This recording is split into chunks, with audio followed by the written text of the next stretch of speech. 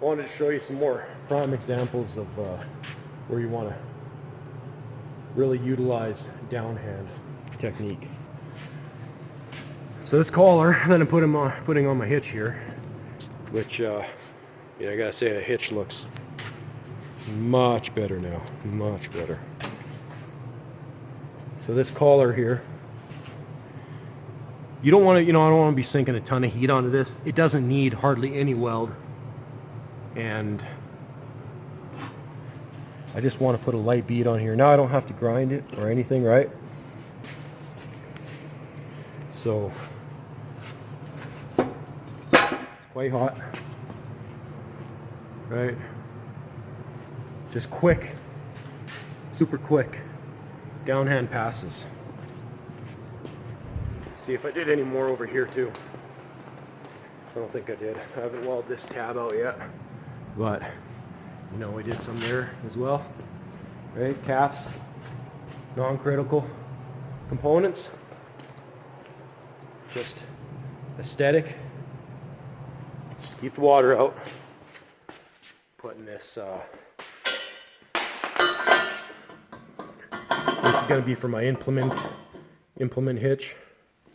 I'm going to weld this side out, and then I'll put a nut on there, tighten it, and then weld the inside of the nut. I'll show you that in another video. So here's a technique that I've used before on welding a crane hook.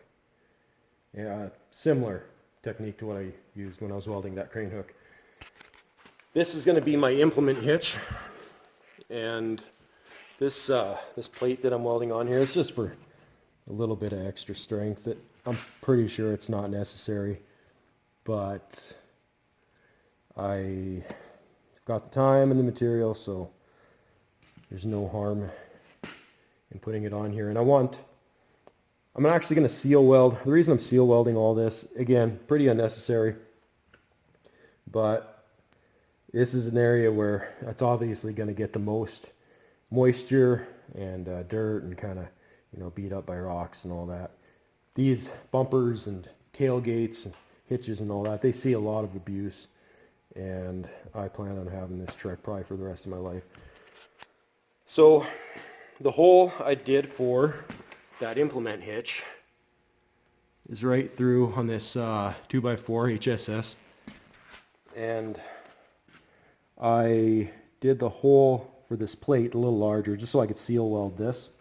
And then what I'll do is feed this hook through here, and then when I go to tighten, when I go to tighten this nut down,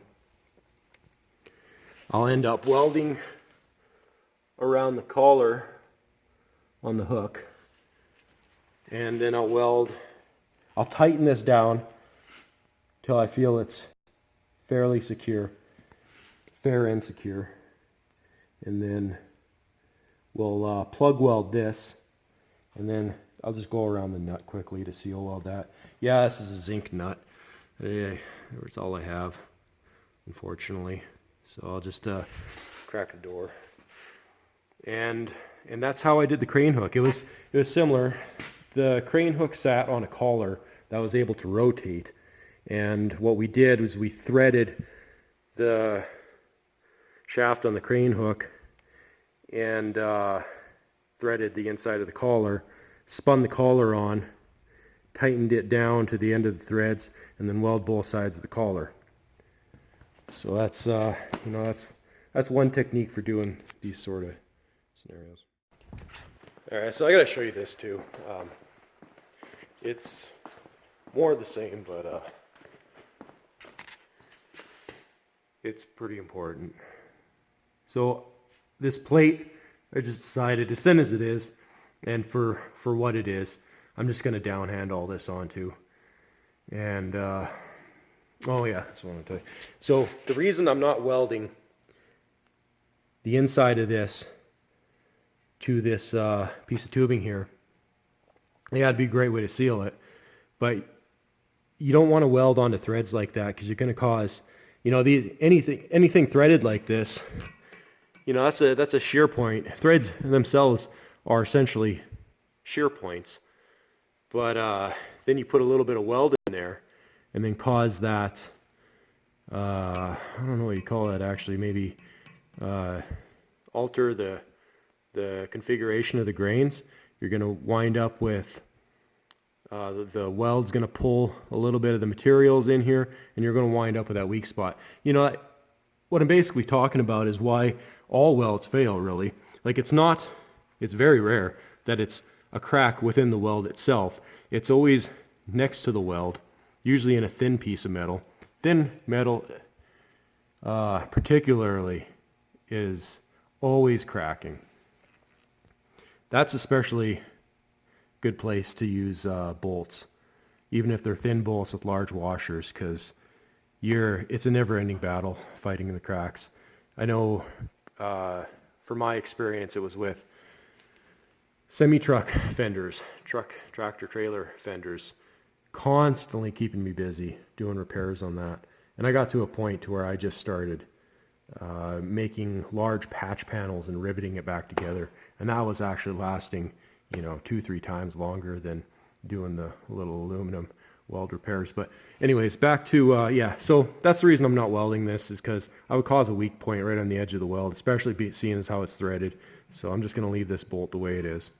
And with my downhands, you know, this is a pretty important part, but I've got such heavy weld on here. I weld this on the flat, and on the back side here, I just wanted to essentially seal it, so I threw a downhand in there. And something you can do for downhands to make them a little bit stronger, maybe sometime I can make a video on this, but is if you, instead of just going straight down, you can do like you're doing a vertical, how you hold on the side, hold on the side, hold on the side, hold on the side, you know, to keep the weld from sloughing.